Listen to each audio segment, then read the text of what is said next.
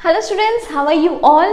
तो मैं हूं अंजलि शर्मा। मैं आपको स्टार्ट करवाने वाली हूं क्लास 11 केमिस्ट्री के स्ट्रक्चर ऑफ एटम से बोहर्स मॉडल ऑफ एटम।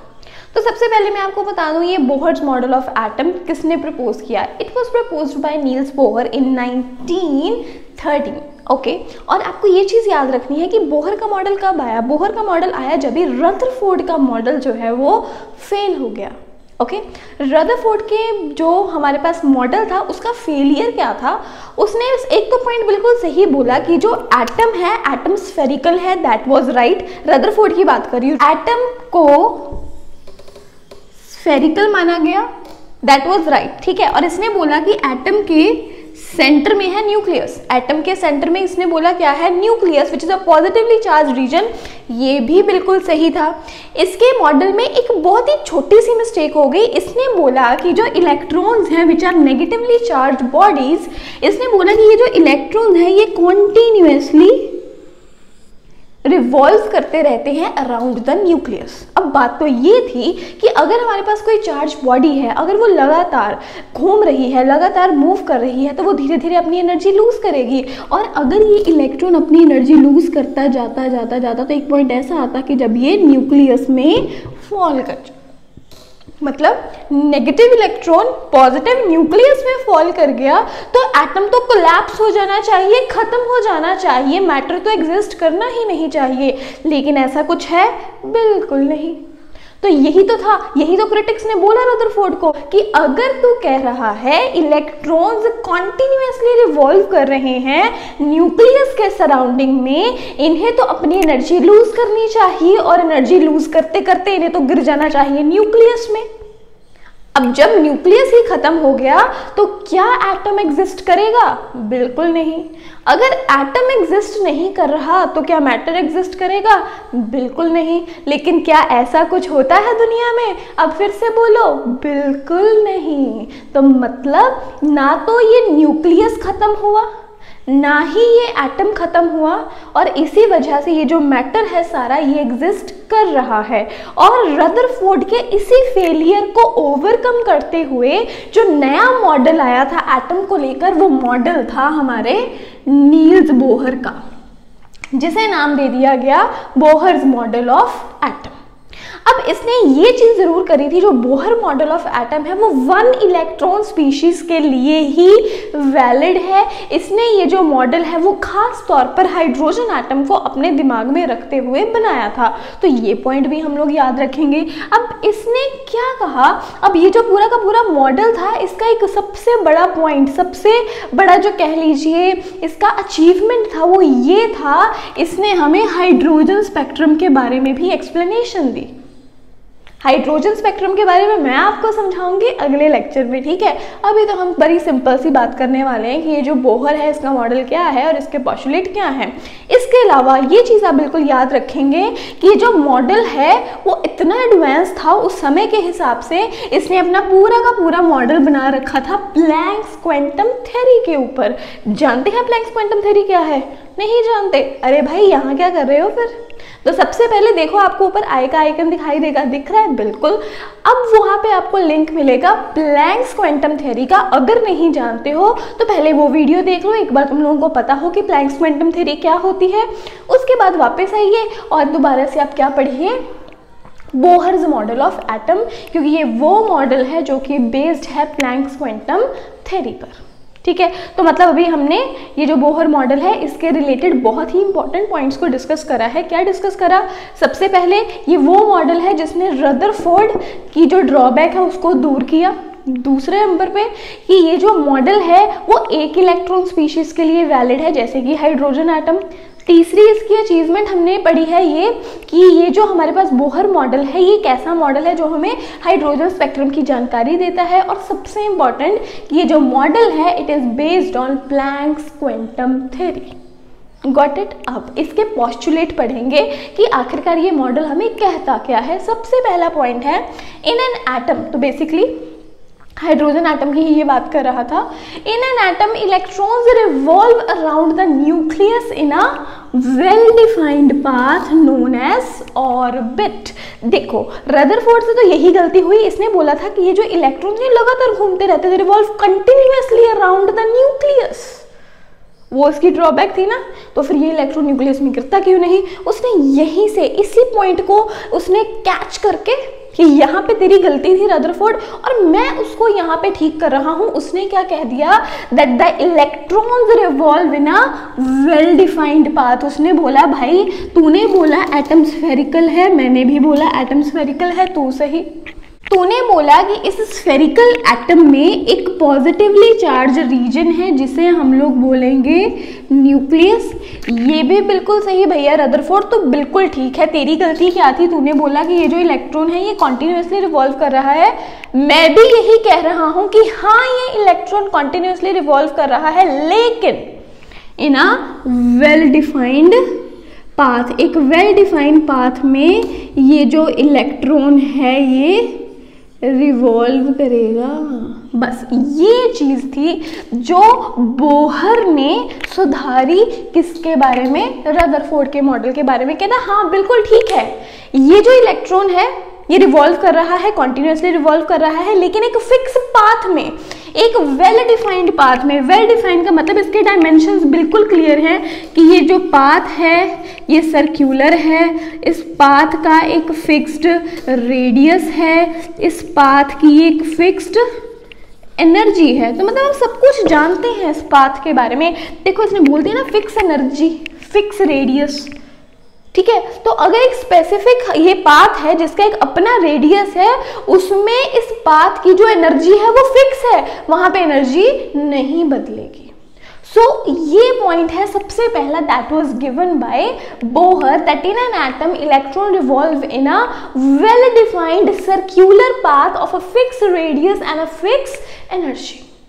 सो सबसे पहला पॉइंट क्लियर हुआ, वेरी गुड। अभी इसको नोट करेंगे, फिर हम बढ़ेंगे इसके सेकंड पोस्टुलेट की तरफ। अब देखो सबसे पहला पॉइंट तो आप लोगों को क्लियर हो गया कि इसने बोला कि जो न्यूक्लियस है, न्यूक्लियस के सराउंडिंग में कुछ फिक्स एनर्जी लेवल्स रहते हैं जिन्हें कि हम लोग बोलते हैं ऑर्बिट्स। याद रखें इन ऑर्बिट्स को एनर्जी लेवल्स भी बोला जाता है, ठीक है। तो मतलब कुछ भी जो यहाँ के वोकैबुलरी है यूज की जा सकती है। तो ये जो ऑर्बिट्स है, इसने देखो सेकंड पॉइंट बड़ा ही इंपॉर्टेंट दिया। देखो इसने यहाँ पे बिल्कुल क्लैरिफाई कर दिया that the energy of an electron in its orbit does not change of its own with respect to time.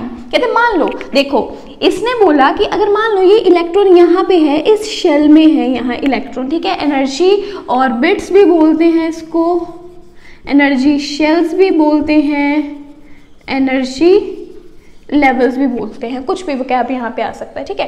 तो इसने बोला कि मान लो कहते ये जो इलेक्ट्रॉन है, इलेक्ट्रॉन अपने किसी पर्टिकुलर एनर्जी शेल में है, एनर्जी लेवल में है, उस टाइम पे ये रिवॉल्व तो करता रहेगा, यहाँ पे घूमता तो रहेगा, लेकिन जब ये अपनी खुद की एनर्जी शेल में है, which is called as the stationary state, which is called as the stationary state, और it is called as the ground energy state.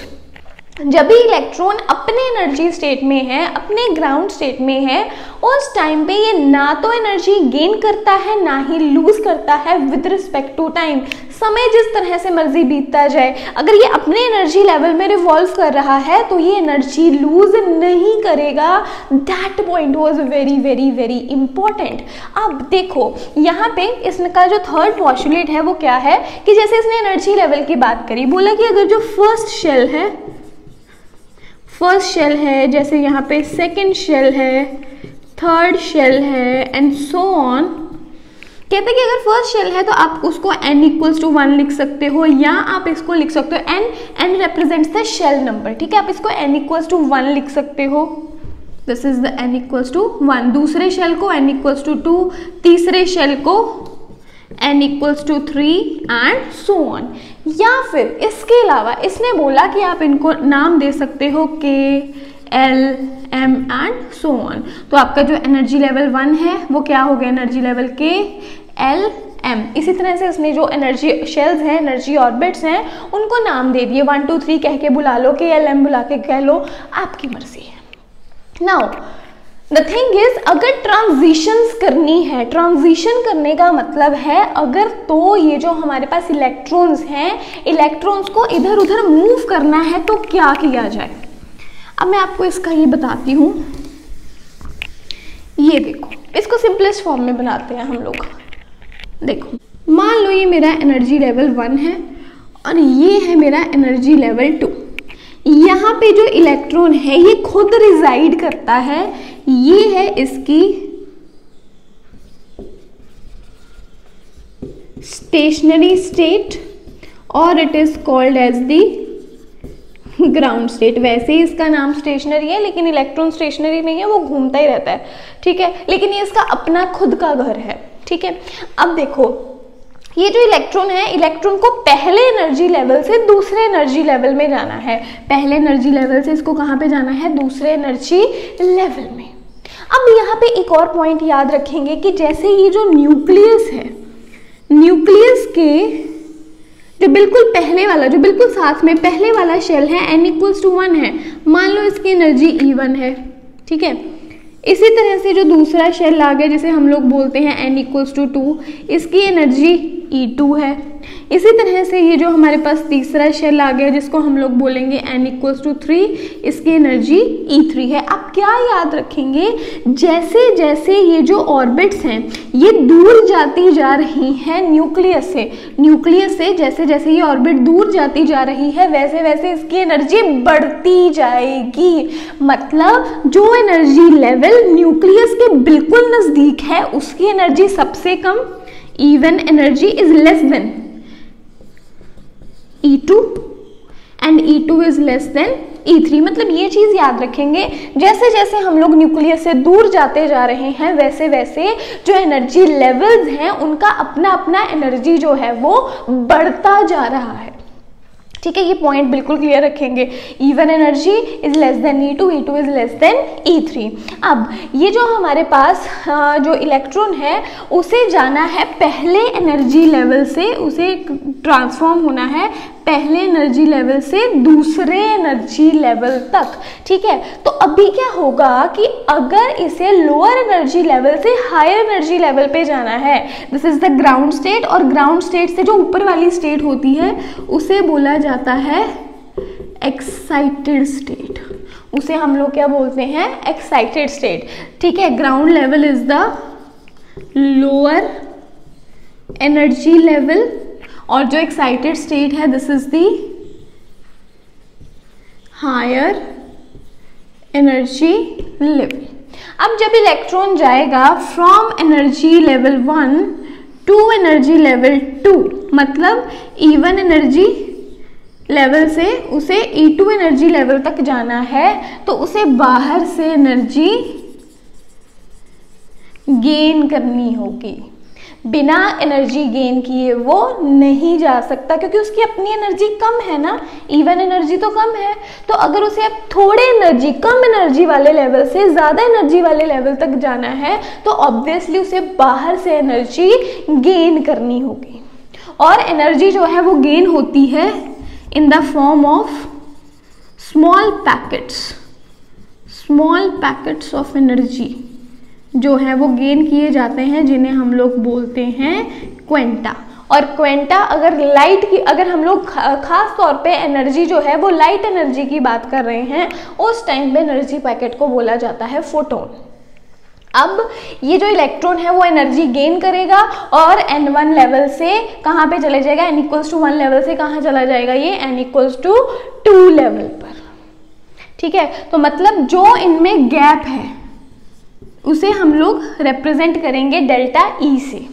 Delta E क्या है, डेल्टा E = E2 - E1, मतलब पहले एनर्जी लेवल में और दूसरे एनर्जी लेवल में कितना गैप है। इसको बस एक रैंडम एग्जांपल से समझो। मान लो पहला एनर्जी लेवल जो है उसकी एनर्जी है हमारे पास कुछ 5 जूल्स, सेकेंड की है 8 जूल्स और थर्ड की है हमारे पास 11 जूल्स, ठीक है। अब आप देख रहे हो जैसे जैसे न्यूक्लियस से हम लोग दूर जाते जा रहे हैं एनर्जी बढ़ रही है, बिल्कुल बढ़ रही है। अब पहले एनर्जी लेवल और दूसरे एनर्जी लेवल में कितना गैप है, कैसे बताओगे? इन दो एनर्जी लेवल्स में कितना गैप है, डेल्टा ई, एनर्जी में कितना फर्क है? इसकी एनर्जी 8 है, इसकी एनर्जी 5 है, तो गैप कितना है?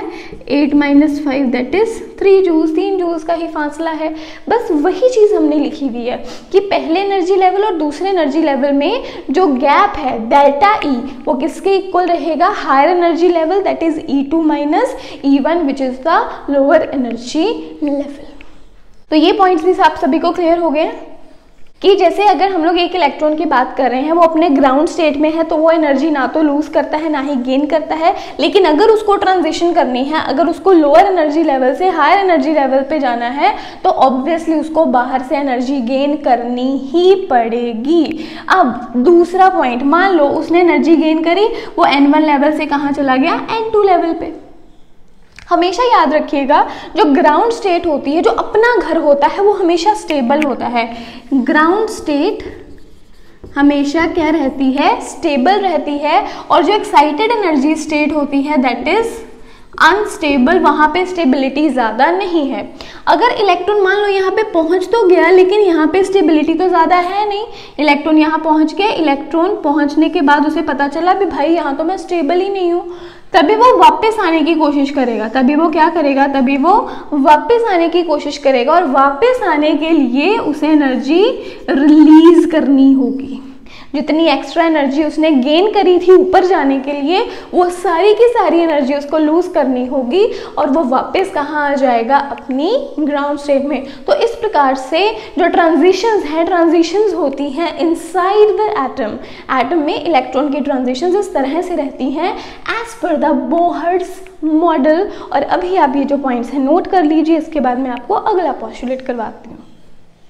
And the next postulate is only those energy levels for electrons are permitted in which angular momentum of electron is whole number multiple of h/2 pi। Means देखिए हमें पता है न्यूक्लियस के सराउंडिंग में यहाँ पे है एनर्जी ऑर्बिट्स जिसमें इलेक्ट्रॉन्स जो है रिवॉल्व कर रहे हैं।